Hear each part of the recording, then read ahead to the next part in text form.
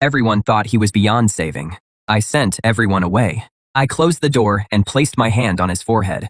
A soft white light enveloped the guard. His agonized screams gradually subsided. The mutations in his body visibly receded. I watched his wound vanish and felt a tidal wave rise in my chest.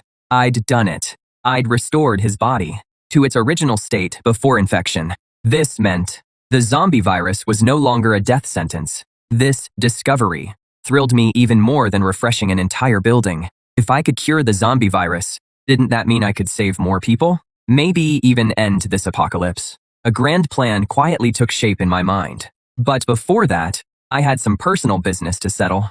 I called Shen Ling in and asked if there'd been any news of a survivor group called Li Huo, the one with Chen Yan, that D-rank flame manipulator, and my ex, Lu Ruyan. Shen Ling pulled up the map and pointed to a large supermarket in the East District. According to our intel, they'd occupied that location. They're the largest faction in the East. Their leader's name is Chen Yan, a peak D-rank flame manipulator. A cold glint flashed in my eyes.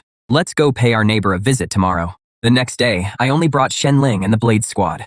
We drove in an armored off-roader I'd upgraded and plowed straight through to that big supermarket.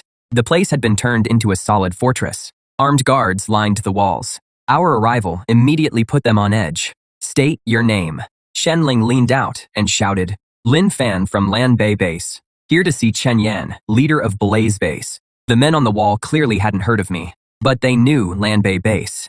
Before long, the supermarket's main gate swung open. A man in a red leather jacket stepped out. Behind him was Lu Ruyan, all smiles and flattery. It had been months. Lu Ruyan seemed to be doing pretty well for herself. She froze when she saw me. Then her face twisted with open contempt and smug superiority. Well, if it isn't Lin Fan, couldn't hack it out there. Come crawling to Blaze for help. She probably still thought I was that pathetic loser who needed her protection. Chen Yan looked me up and down too, especially when he spotted Shen Ling behind me, and the Blade Squad. A flicker of wariness crossed his eyes, but mostly he looked unimpressed. Lan Bei Base? Never heard of it. We don't take in freeloaders. Since we're all survivors here, leave your wheels and supplies, and beat it. He was talking big. In his mind, his low-level fire powers made him untouchable. Lu Ruyan piled on, riding his coattails. You hear that, Lin Fan? For old time's sake, I'm telling you, don't get cocky. The way you are now, you're not fit to shine Chen Yan's shoes. I looked at her smug little face and suddenly laughed. Lu Ruyan, remember that empty instant noodle cup you threw at me? Lu Ruyan froze, wondering why I'd brought it up. What noodle cup? I don't remember.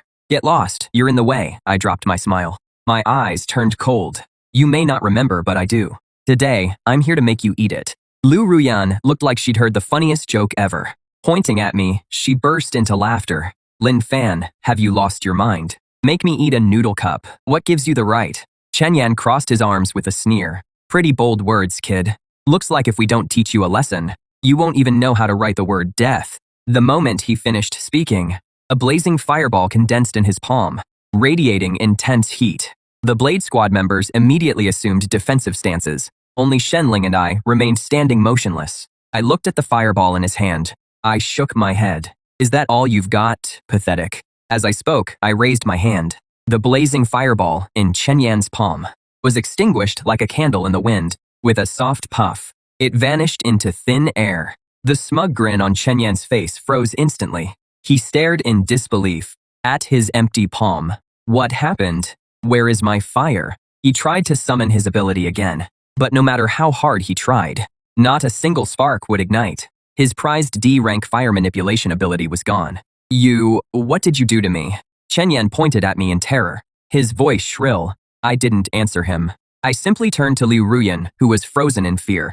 Now do you see what gives me the right? Lu Ruyan's lips trembled. Her face was deathly pale. She had no idea what had just happened, but she had watched that terrifying flame ability fizzle out silently before me. Fear left her unable to string a sentence together. Shen Ling tossed her in front of me like a sack of potatoes, forcing her to her knees, tears and snot streaming down her face as she begged for mercy. I watched this pathetic display without feeling a thing.